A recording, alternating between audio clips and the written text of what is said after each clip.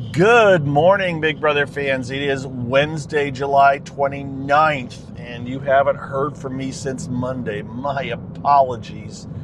But honestly, you haven't missed a lot. I was watching the feeds. I was posting about the feeds. I was, definitely keeping tabs. I just had that little bit of apathy about, hit the record button. Talk about this in some kind of organized fashion. And I apologize, but you're not losing me or anything. I'm just having a bit of a, that little bit of the post Big Brother start. What would I say? I don't know. I can't even think of the words. Look, everything's okay. The house guests are all doing okay. One of them is leaving tomorrow. I can almost tell you, it's another situation where it's going to be one of two people, right? We got 3 nominees. It's going to be one of the two, and then it's strictly determined by who wins the blockbuster competition tomorrow. This is the pattern we are now in with this, this being the second year of this blockbuster, and it has its pros and its cons. Its pros are that you never know. You can't say with 100% certainty who is going home on a Thursday night until that Thursday night. The cons is that it makes it more difficult for a person to save themselves with their social game. Because no matter how hard they can work socially, they may still have to win a competition. And they're up against 2 other people, not just one. Right? So they don't know who they're going to be up against at the end. And generally, when you have 3 people to pick from, even if you're the second, you're the second option, you're going to be, it's going to be tough. Okay? So with all that being said, when I left you yesterday or Monday, it was before the Power Veto ceremony had ended. We had watched Jason kind of go off with his little teapot, banging it, marching around the house, announcing any potential plotters to Camus. And, we thought, okay, well, we're going to get this for the next 2 or 3 days because Jason knows he's going to go up on the block. And so, and is this going to be able to, is this any way to save his game, or is he just looking to go out dramatically and make people miserable? And then in the end, all he's got to do is win the blockbuster and he stays on Thursday. So yes, the feeds did come back from the Power Veto meeting to a very calm house.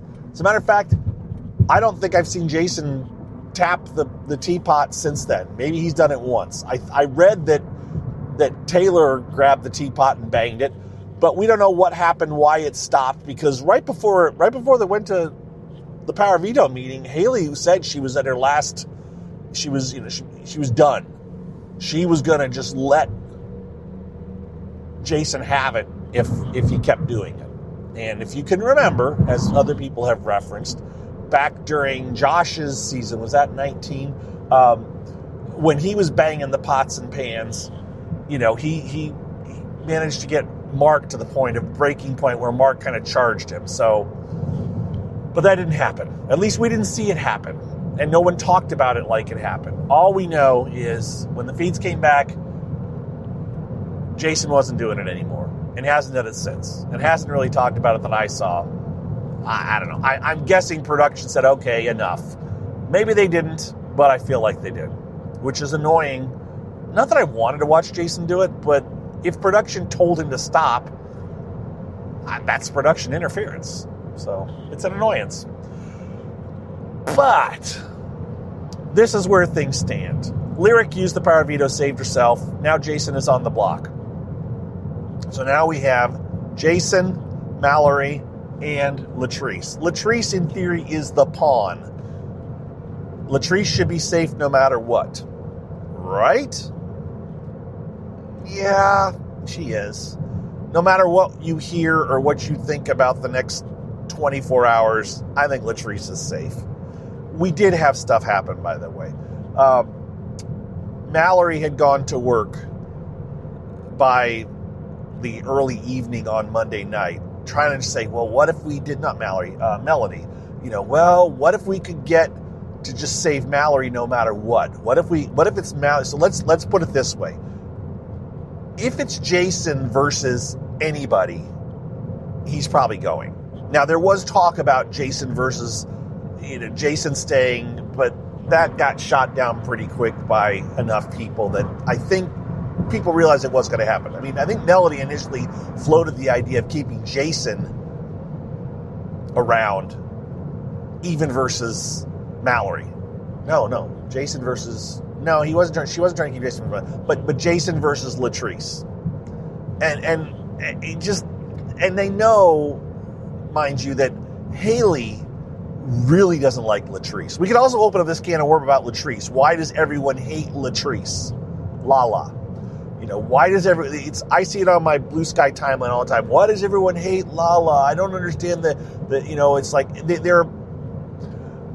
Now, Lala's an older lady, right? I'm older than her, so I can say that. Can I? I don't know. But Lala, look, she's over the top. She's not playing this game. She may think she's playing this game. I have seen no indication that she is a gamer. She may be a fan of Big Brother, but I don't think she was a fan of the game aspect of it. I think she's a fan of the show and seeing the people in the house. And now she's living in the house, but she's playing with her heart. She's playing, to be the house mom along with Angela. She's not going to... She doesn't appear at this point to easily win a competition. Mind you, she may eventually win one. Everyone, a broken clock is right twice a day, right? Is the saying. Unless it's a digital clock, and then it's never right. Okay. But she's just a piece. She isn't winning this game. She's Jerry in some ways from Big Brother 10. And I hate to say that, because I'm like, if I were in the house, would I be playing like Latrice? I don't think so. I also think I'd have a much bigger target on my back than Latrice does. And Latrice is seen as the easy one to put up because nobody's going to vote her out over somebody else because she's not a big threat. And she's not going to win. I am sure that's what all the hardcore gamers in that house are thinking. Latrice is never winning, and she's not a threat to win a competition. So we can just kind of use her as a pawn, as a placeholder to do other things. But she's also very over the top, very loud, very just everything. And I say loud, not in a directed towards her as towards her race or ethnicity or her gender. She's just loud. She is. She's very, very out there and very loud. And that annoys some people. And I think some of that annoyance, it makes her easy to be complained about. And also, that's another thing, okay? In the house, everyone seems to agree that Latrice is a lot and loud. And so you have this collective, well, we can complain about her because A, we're not going to get in trouble for complaining about her because everyone feels that she's loud, and B, she's not a threat to my game, whoever the person is. And so I think that's what's made it easier for everybody to complain about her. And then there's people that the fans online are watching and trying to label some of those complaints as being, I'll just say ageist. Let's just go with the ageist because that's the easiest one to go with. But I don't think it is. I just think she's seen as another piece of furniture in the house, and everyone's complaining about the piece of furniture because it is. So, all right, enough of that. Point is, Latrice, at one point, Melody was like, it seemed like she was trying, and a couple of people were like throwing around the idea of, let's see if we can get Latrice voted out because it'd be better to keep in the two stronger players, the Shields. We can keep them in front of us. They're going to be a bigger target than we are. All those reasons. But the problem here is that Dee and Drew, and let's keep clear on this. This is my take. We've got the three icons. They even call themselves icons in the house. They They're a trio. They are working together hard. They are going to watch out for each other at least for the first half of the game. And they don't want to keep Jason or Melody. Whatever Angela says, none of them want to keep, they would rather see Jason or Melody out any day over Latrice. That's why I'm saying Latrice is going. Or not Latrice is going. Latrice is staying. She's not a threat. She's not leaving. They're keeping her. No matter what you think. No matter what you hope. No matter, it's Waffle Wednesday. No, it's not happening. And so we have the groups, right? We have these groups here, and I'm reaching over and pulling out my cast list because I don't have an alliance chart, and God knows there's way too many alliances to list off and talk about and try to keep track of, and it's still very, very, it's just very liquid. It's just very loose and liquid, and you just keep this in mind, all right? Angela, Devens, and Dee, they are a trio. They are staying together at least till the halfway point of the game. They are going to work to protect each other because each one is relatively close as far as in the house structure and being a threat and being seen. So they all know that the best thing to do is to keep each other around so that when the time comes, they can pick off the other if they need to. So you've got that relationship. You've got Dee and Angela, who are buddy-buddy. I would say that's a relationship that is better than Devens and Dee. Or not Devens, no, wrong about that. Devens and Angela. The Dee is the central character, and then Devens and Angela are hanging off of that, although I would say that Dee is closer to Devens between the three. But just bear in mind that I think Dee's, look, she is the killer. She is the number one assassin, and I have not seen her seasons on Survivor. I certainly didn't see season 50. I did watch season 45, but as I've explained, I stopped watching after my friend Brandon, and I say my friend, trust me, I'm not like he's my best friend in the world or anything. Just, he's I know Brandon, and I was so excited when he was on that season, and then when he was off, I was like, I don't care about watching it. And so, that's the end of it. But Dee is just, she is cut from the killer player cloth. Devens, from what I can tell, and again, I have not watched Devens' seasons at all. I don't know Devens other than a person on my screen talking about Big Brother and occasionally catching a post online from him socially, oh, that's a Survivor player. But I don't know the guy. But from what I've seen so far on Big Brother, I've certainly seen him a lot. I mean, if you think about it, I've seen more of Devens now with the live feeds and the TV shows than anybody had ever seen of Devens on Survivor. His total airtime, and I've watched hours of Devens online live feeds. So Devens, he's playing the game, but he's not. Devens isn't looking at this, in my opinion, as, I don't think he's walking in the door going like, I'm going to win this.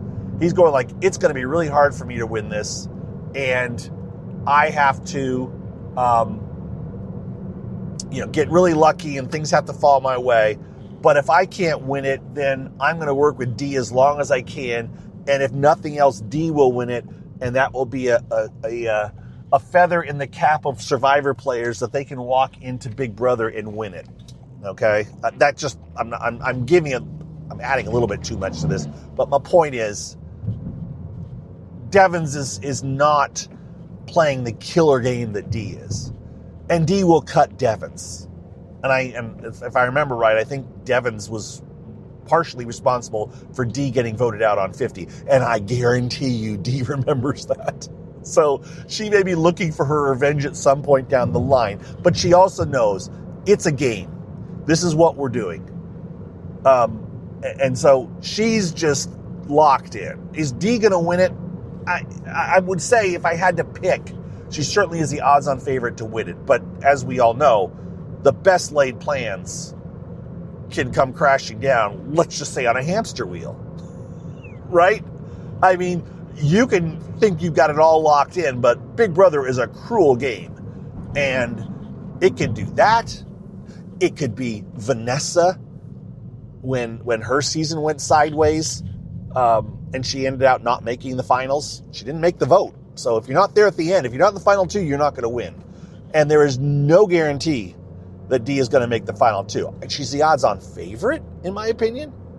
And if she makes the final two at this point, she should win. Understand, we're a long ways off, folks. We're not even a quarter of the way, or we're just over a quarter of the way through the game. But point is, Dee, top of that food chain, top of that chart. Devins is close in there, but he's playing a game that I think he's going to end up being a sacrificial lamb at some point and just go. And everyone will be upset and sad, but he'll continue to provide good content. Devins is in this for the long haul. And by in this, I mean in the reality universe. This is another one of his things on his resume. Devins will be on Traders at some point, right? The people at Traders are already penciling Devins in to have him on their show. And that is now, the Traders is the ultimate reality show at this point, in my world. That's the top. It has surpassed Survivor and Big Brother, anything else you might name, as the pinnacle of reality TV shows, reality TV competition shows. And I'm not saying give me Traders any day over Big Brother. No. Big Brother is number one in my heart and will remain that way because it's live, right? The Traders is still all edited and everything. But Devins will be a great player on Traders. And I guarantee you he is on it within the next couple of seasons, unless he's locked into a CBS contract and can't be on it, right? Okay, so you've got those three. I'm sorry, I'm going on really long here. But then you also have Camu, Chuck, and Haley. And they're strong. And Dee and Devins and Angela know it. And so they're locked in with them, which is why this is why they're all going to go so far. You got 6 strong players. I don't even think they're good players. I don't think Haley's a good player. I don't think Haley, Camu, and Chuck are good players. But they're loyal to a fault, and they are physically strong, and they're just extra bodies that could win a competition. I'm not saying they're even good competitors, but they could win. Camu won, right? So, and Camu, he's loyal to Devins. I said this like 3 or 3 days ago. I watched Camu having a conversation with Devins. I've watched Camu having a conversation with Chuck, where he was telling Chuck, we've got to protect the icons. Specifically, I think he specifically mentioned Devins. It's like, dude, you're even telling Chuck that we have to protect Devins and not even mentioning the time that Devins has to go. It should have been setting off alarms or warning signals in Chuck's brain, but I don't think it was, because I don't think Chuck's a very good player. But that's a whole other thing. But those 3 are strong. They're soldiers. They are the 3 soldiers in front of the 3 icons, and they're using it. Now, Drew and Barrett are kind of they're the middle management of this corporation that's called the Tool Shed, which isn't a real thing anymore, but let's pretend. They're the middle management. They're expendable. When it comes time to make cuts at the Tool Shed, we're getting rid of middle management. I like this analogy. I do like this analogy. I'm going to tweet about this or post about this. Yes, if the Tool Sheds were a corporation, then the blue-collar workers are Camu, Chuck, and Haley. The executives are Devins, Dee, and Angela. And Drew and Barrett are middle management. And we're getting close to time for a downsizing. Yes, right? So Drew and Devins, they know they're in. They're kind of in. I thought Barrett might be a little bit more locked into Dee than he actually is. And side note, I watched the I think it's Our Reality. Is that what your podcast is called, guys? I don't think you listen to this, but Nick and Zach and Roxy do a podcast, and Barrett was a part of this podcast. I think Barrett was the start of the podcast, right? I feel stupid for not knowing this, but they do a podcast. They were doing a podcast, and they're doing it now without him. And I listened to it last night. I listened/watched last night's episode, and they talked about that Barrett went in knowing what a threat D is, but he'd never seen a Survivor until they made him watch season 50. So until January, they said he never knew who D and Devins were. But I'm sure watching season 50 and hearing the others talk about Survivor, he clearly knows.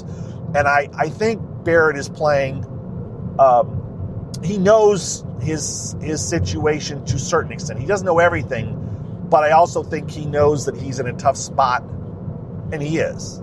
Because they're trying to play the middle, and even Jason called them the middlemen, because they're kind of in between all the groups. But Jason doesn't know how locked in they have been with some of that, with the quote icons. Okay, so we got all those people talked about, right? Then you've got, I mentioned Latrice. Taylor is a wild card in some ways. She's coming into her own the last week or so. I just don't know. She's a smart person. She's a smart player. But I don't know how strong she is. And she's formed this little alliance with Camus and Devins. She wanted to form a bigger alliance, and they kind of pushed back against it, and they settled on this 3-person alliance.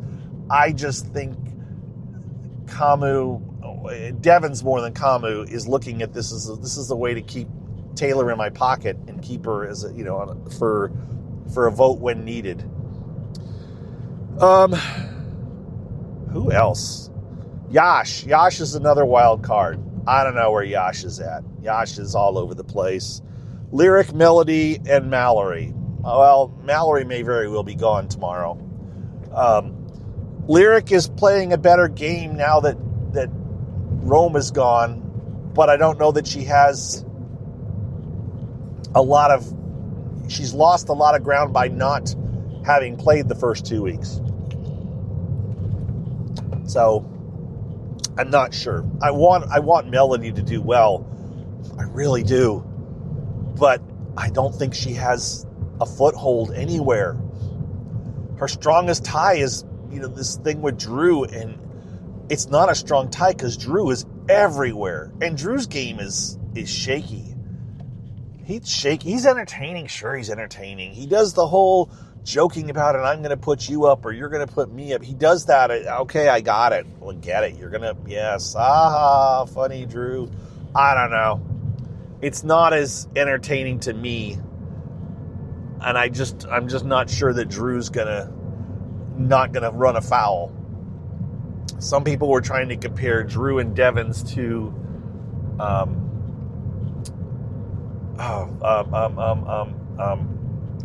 can't even think of it from last season. I can't think. It doesn't matter. I'm not sure that they are. They're two guys. Again, middle management of the tool shed. I like that analogy, and I'm gonna run with that. All right. So this is all to say, Melody yesterday or Monday night tried to start rallying the troops as a way to keep Mallory, specifically as she realized that Jason is definitely everybody's number one. But let's say that Jason wins the blockbuster and it comes down to Mallory and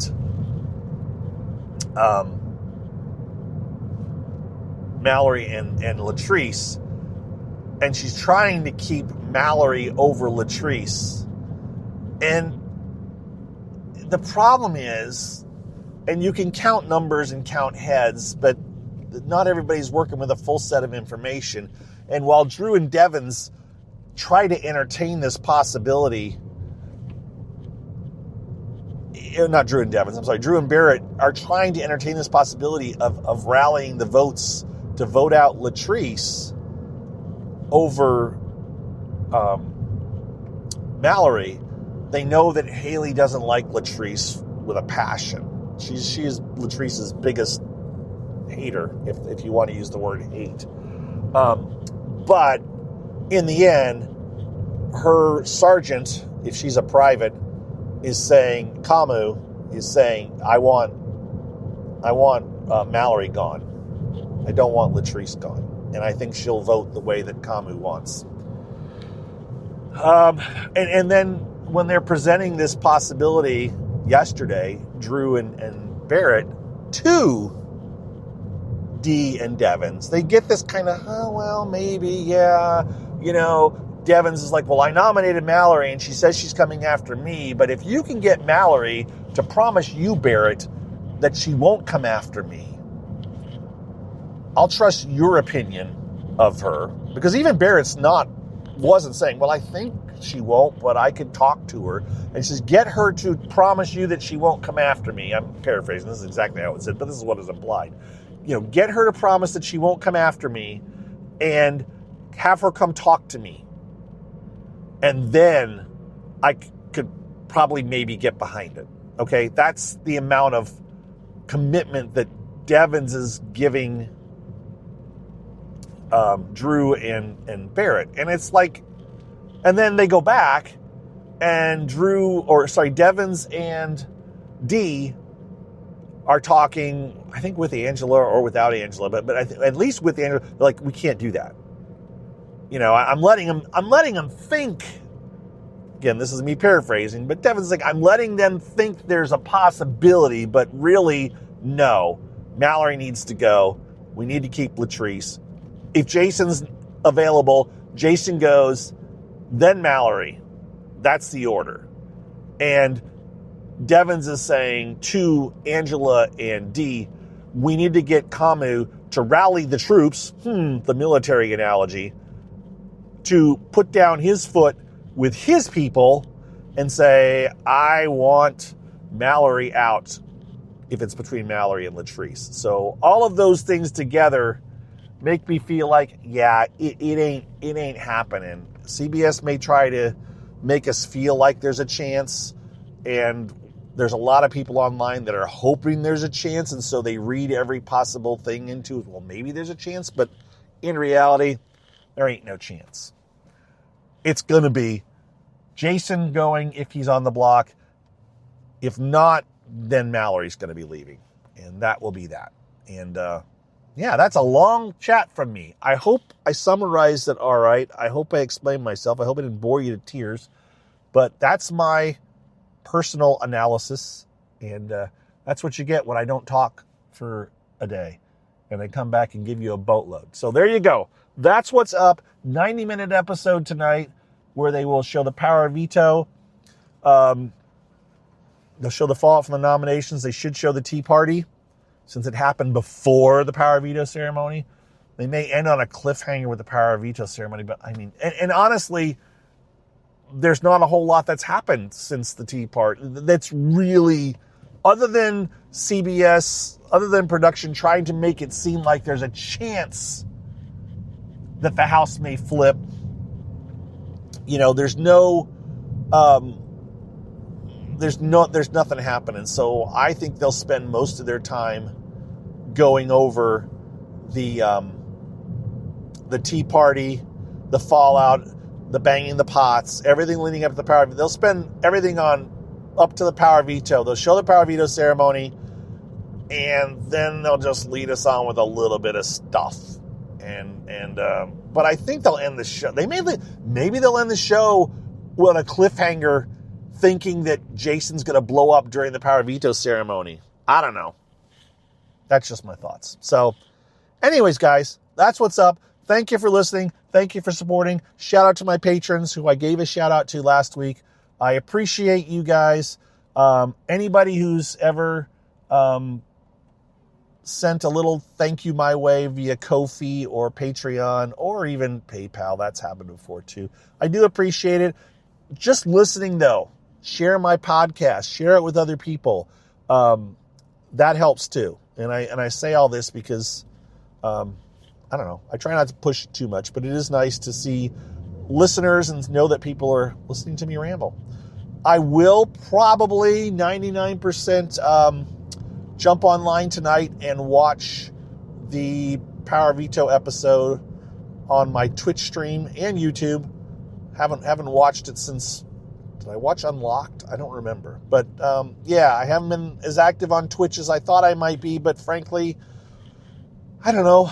I'm not sure. It's just kind of like, I'm here. I am watching stuff, but it is a different thing to watch the show with other people watching you. So, but we'll go on tonight, roughly 8 p.m., a little bit earlier than the 8 p.m. probably, and talk about what's going on. And you can join me if you want on Twitch, all right, or on YouTube. Both. I can see chats on both. And if you don't know how to get there yet, well, holler at me and I will help you. I will hold your hand and get you online so you can listen to me talk. And all that good stuff. All right. I'm dealing with city traffic now. And I'm going to lunch with my friend John. So I'm going to sign off. And I'll talk to you guys tomorrow with an update before the eviction show. At which point I will tell you that nothing's changed. And it's still going to be Jason if he's on the block, and then Mallory if he's not. That's my prediction. I'd love to be wrong. Nothing I like better than a big, huge flip-flop and drama and all that good stuff. So let's hope I'm wrong, but I won't be. Talk to you guys later. Take care. Bye-bye.